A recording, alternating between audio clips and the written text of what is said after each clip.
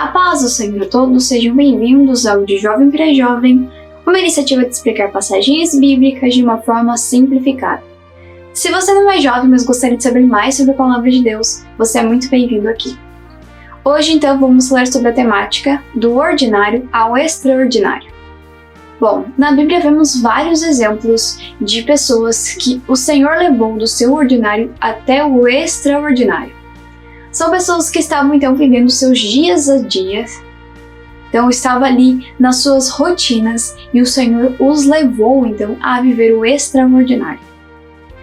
Então o Senhor está escrevendo histórias extraordinárias enquanto nós estamos vivendo a nossa rotina. Então enquanto cada um de nós está vivendo a sua rotina, o Senhor está escrevendo histórias extraordinárias. Vemos que o Senhor não precisa então de grandes palcos para realizar em nossa vida grandes propósitos. Ele já tem tudo preparado, mas ele precisa que nós estejamos então preparados a receber. Na Bíblia existem muitos exemplos que comprovam isso. Hoje vamos ver 3 deles que se encontram então no Velho Testamento.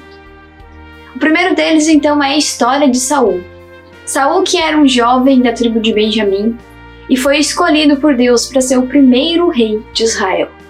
Então ele foi elevado sobre todos os homens de Israel. Mas antes de chegar a ser rei, então havia uma história de Saul. Vamos ler em 1 Samuel, no capítulo 9, do versículo 3 ao 10. Extraviaram-se as jumentas de Quis, pai de Saul. Disse Quis a Saul, seu filho: toma agora contigo um dos moços. Dispõe-te e vai procurar as jumentas. Então, atravessando a região montanhosa de Efraim e a terra de Salissa, não as acharam.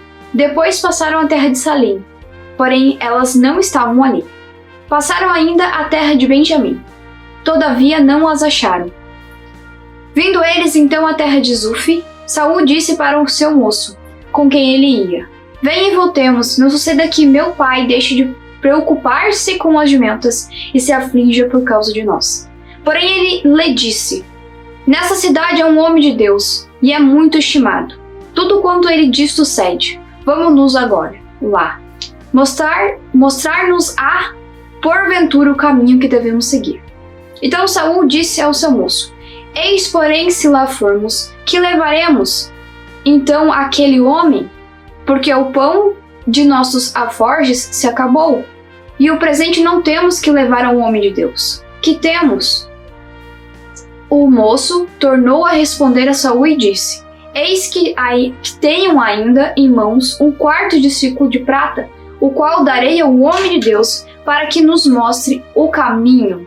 Antigamente em Israel, indo alguém a consultar a Deus, dizia: vinde, vamos ter com o vidente, porque ao profeta de hoje antigamente se chamava vidente. Então disse Saul ao moço: dizes bem, anda, pois vamos. E foram-se à cidade onde estava o homem de Deus. Bom, aqui vemos que Saul ele estava vivendo então o seu ordinário. Devia ser algo rotineiro ter que buscar os animais que se extraviavam. Aqui foi, no caso, as jumentas de seu pai. Ele era então alguém que cuidava de animais. Ele não almejava se tornar rei, então ele não estava orando a Deus pedindo para se tornar rei. Ele estava vivendo o seu dia a dia, mas aqui, então, ele vai indo de região em região e não encontra as jumentas. Vemos que, então, ele passa por várias regiões, mas não encontra. E ele vai indo, então, sendo conduzido por Deus até onde o Senhor queria o levar.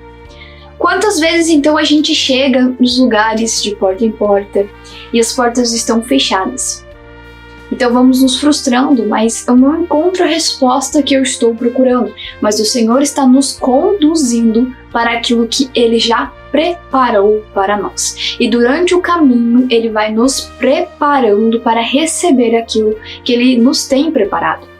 Então aqui, Saul, ele vai indo de região em região e não encontra jumentas. Então ele não consegue achar a solução do seu problema.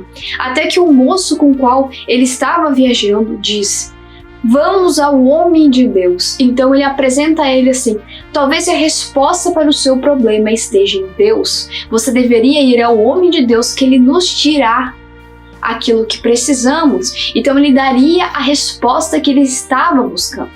Vemos aqui então que ele é chamado a se tornar o primeiro rei, mas o que ele estava buscando era achar então os animais que haviam se extraviado. Ele não estava aqui almejando então algo. Essa é a história então de Saul. Um homem que sai a buscar as jumentas que se extraviavam e retorna ungido como rei. Então, vemos que ele vai então buscar essa resposta ao seu problema, um problema ordinário, talvez da sua rotina.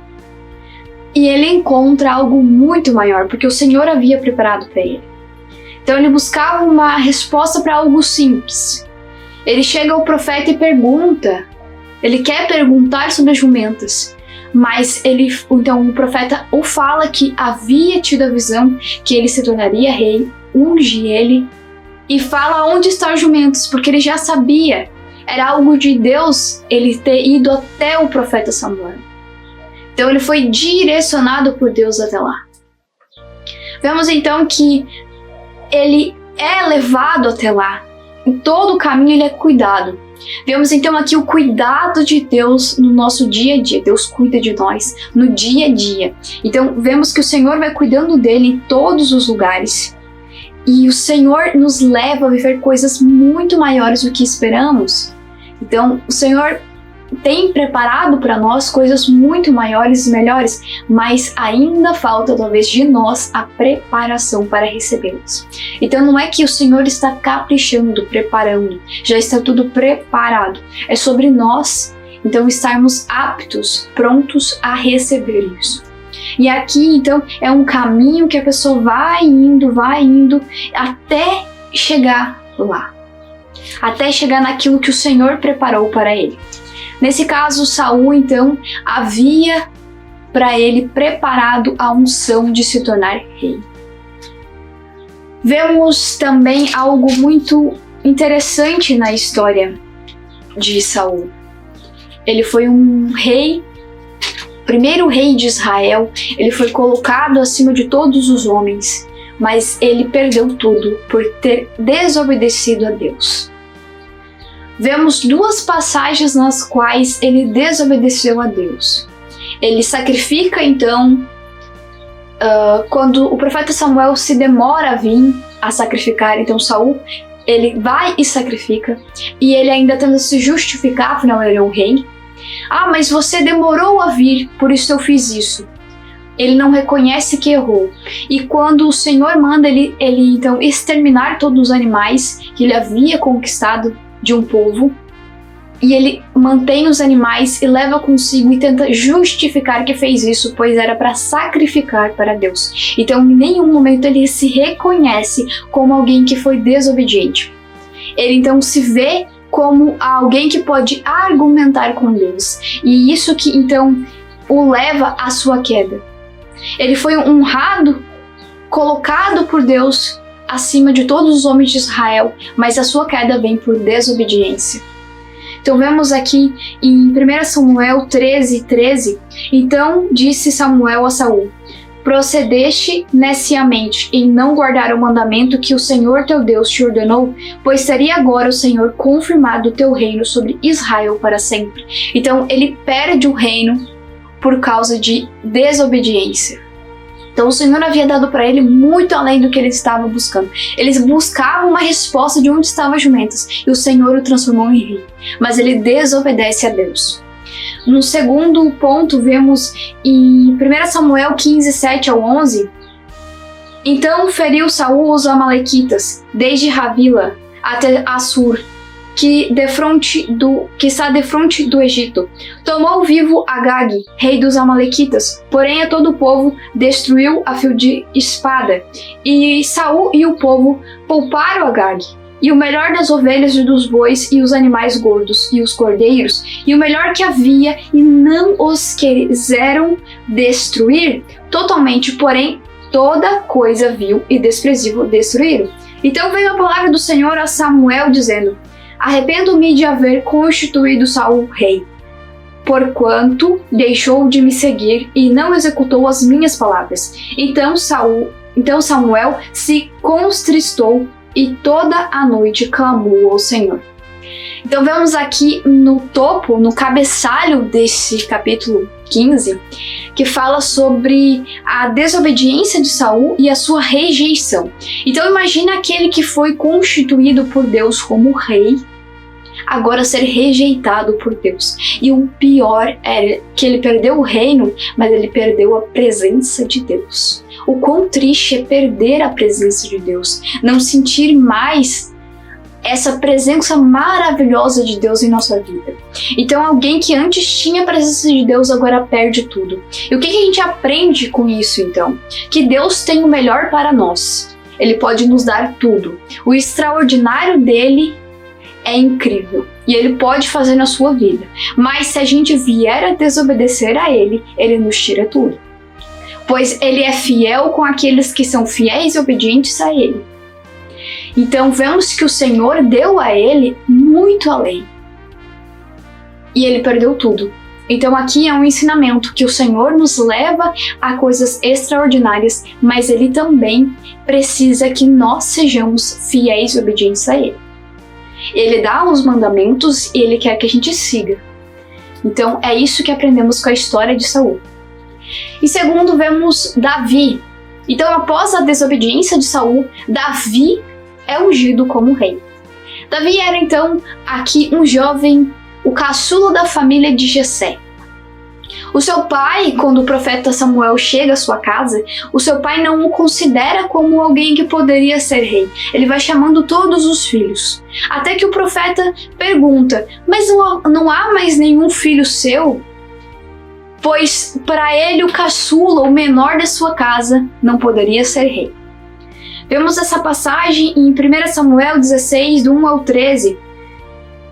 Disse o Senhor a Samuel, até quando terás pena de Saul, havendo-o eu rejeitado, para que não reine sobre Israel? Enche um chifre de azeite e vem, enviar-te-ei a Jessé, o belemita, porque dentre os seus filhos me provi de um rei. Disse Samuel, como irei eu, pois Saul o saberá e me matará? Então disse o Senhor, toma contigo um novilho e dize, vim para sacrificar ao Senhor. Convidará Jessé para o sacrifício. Eu te mostrarei o que hás de fazer, e ungir-me-ás a quem eu te designar. Fez, pois, Samuel o que dissera o Senhor, e veio a Belém. Saíram-lhe ao encontro os anciões da cidade, tremendo, e perguntaram, é de paz a tua vinda? Respondeu ele, é de paz, vim sacrificar ao Senhor. Santificai vós e vinde comigo ao sacrifício. Santificou ele a Jessé e aos seus filhos, e os convidou para o sacrifício.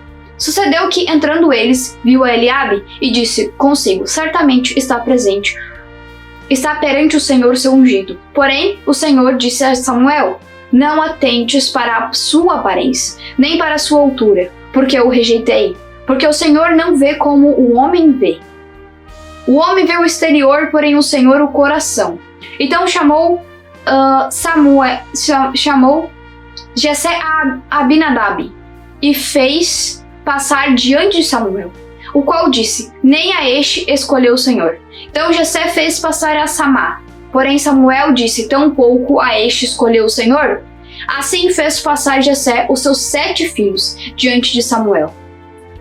Porém Samuel disse a Jessé, o Senhor não escolheu estes. Perguntou Samuel a Jessé, acabaram-se os seus filhos? Ele respondeu, ainda falta o mais moço, que está apacentando as ovelhas. Disse, pois, Samuel a Jessé, manda chamá-lo, pois não nos assentaremos à mesa sem que ele venha. Então mandou chamá-lo e fê-lo entrar. Era ele ruivo, de belos olhos e boa aparência. Disse o Senhor, levanta-te e unge-o, pois este é ele. Tomou Samuel o chifre do azeite e o ungiu no meio de seus irmãos, e daquele dia em diante o Espírito do Senhor se apossou de Davi. Então Samuel se levantou e foi para Ramá.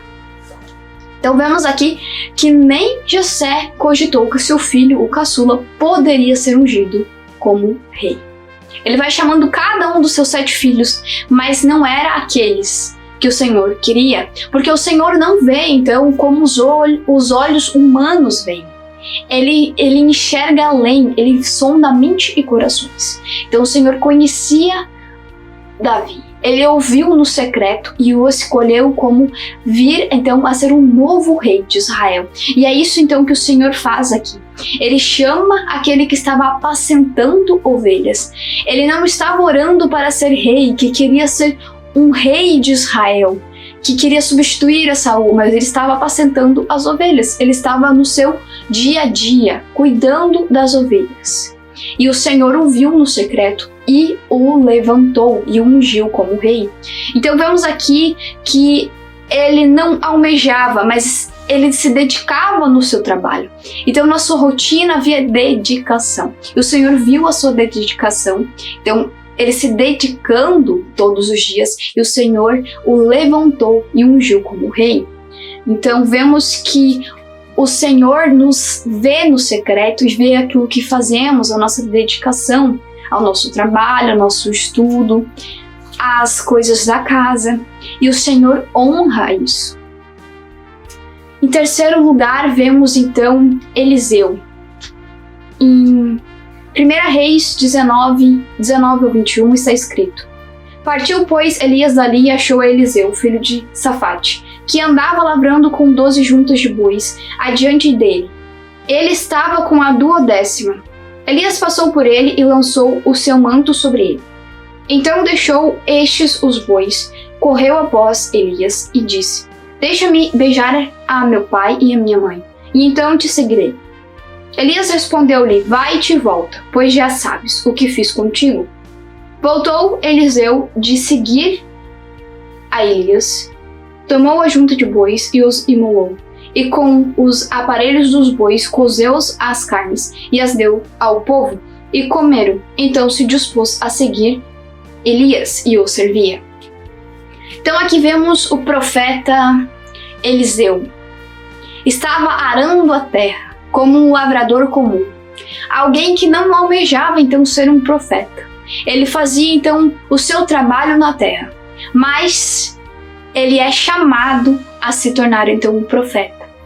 Ao colocar o manto sobre ele, era um ato então profético, de que ele viria então a seguir os seus passos e se tornar um profeta. Vemos aqui então que esses 3 exemplos se ligam de pessoas que estavam vivendo as suas rotinas, trabalhando no dia a dia e foram chamadas por Deus a viver o extraordinário. 2 como reis, e o profeta Eliseu, então, que é um profeta muito conhecido então por todos que leem a Bíblia, a ser então um profeta. Vemos que o Senhor fez na vida de cada um desses algo incrível. Então, enquanto muitas vezes achamos que estamos apenas resolvendo problemas no dia a dia, trabalhando, estudando, organizando a casa, o Senhor está nos conduzindo a coisas extraordinárias. Então, o Senhor está chamando, assim como chamou Eliseu, Ele está chamando a nós a viver então coisas extraordinárias. Mas aqui percebemos também que o Senhor está vendo o que fazemos no secreto. Se estamos honrando Ele, sendo fiel no pouco. Em Mateus 25, 21, disse-lhe o Senhor: Muito bem, servo bom e fiel, fostes fiel no pouco, sobre o muito te colocarei. Entra no gozo do teu Senhor. Então aqui vemos que o Senhor, Ele vê, Ele conhece a nossa fidelidade. E Ele nos honra. Se somos fiéis no pouco, naquilo que já temos, o Senhor nos honra com mais coisas. Não almejando ter mais coisas, mas trabalhando todos os dias e nos dedicando, então. É sobre uma dedicação. Tanto nas coisas que necessitamos fazer, como naquilo que é importante, que é no relacionamento com Deus. Vemos aqui, então, que o chamado dessas pessoas aqui não ocorreu então dentro dos holofotes, mas no campo, apacentando ovelhas, buscando jumentas, arando a terra, em lugares escondidos. Então não foi diante dos olhos de todos, mas o Senhor estava chamando eles. Então havia um chamado, um propósito sobre a vida de cada um deles. E o Senhor então estava chamando. E muitas vezes o nosso chamado vai vir no trabalho, na rotina. Vai vir então aqui, através disso, a transformação de vidas. Então, talvez através da sua vida, no trabalho, na escola, na faculdade, na sua casa mesmo, o Senhor está transformando vidas. E é isso que Ele nos chama. Então, a viver como instrumentos nas suas mãos, instrumentos poderosos de transformação de vidas.